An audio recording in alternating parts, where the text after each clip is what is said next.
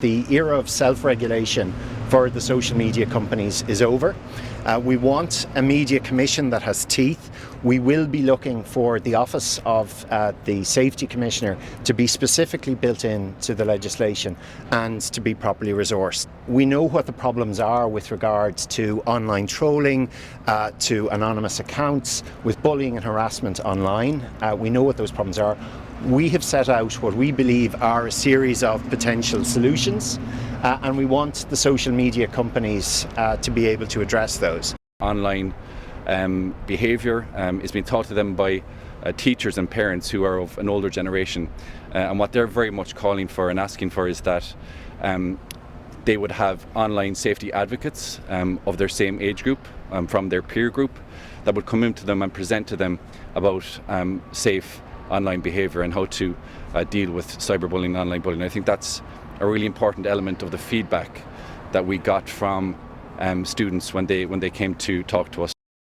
Dealing with harmful online content, not just in the area of pornography, not just in the area of online abuse, but also in the area of things like gambling, where gambling companies are targeting young people, in particular from 13 to 17-year-old who shouldn't be touching the thing, and actually targeting them with micro-targeted ads as well, and actually hooking people, effectively like a drug addict, getting them online as well with online media and online gambling accounts.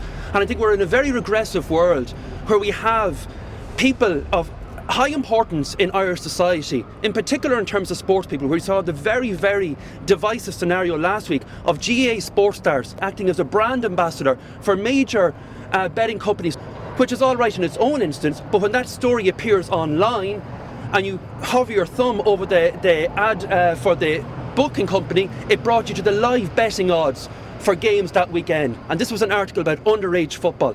So that just shows you how these platforms are actually working hand in glove as well with major players. I think what's really, really important about all this is that there's repercussions.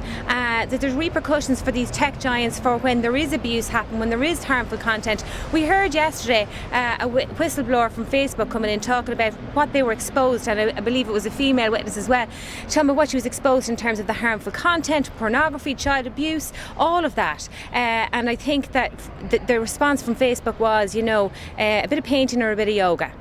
Well, if that's their attitude to their workers, I'm afraid that has to change. And I suppose what we're really hoping for next week when these people come in front of us is that they will have a set of proposals of how they are going to regulate the kind of sanctions that they would expect. I'm sure, but I mean, essentially what we have to ensure is that the cyber world is a safe place for women, for children, for young people, for men.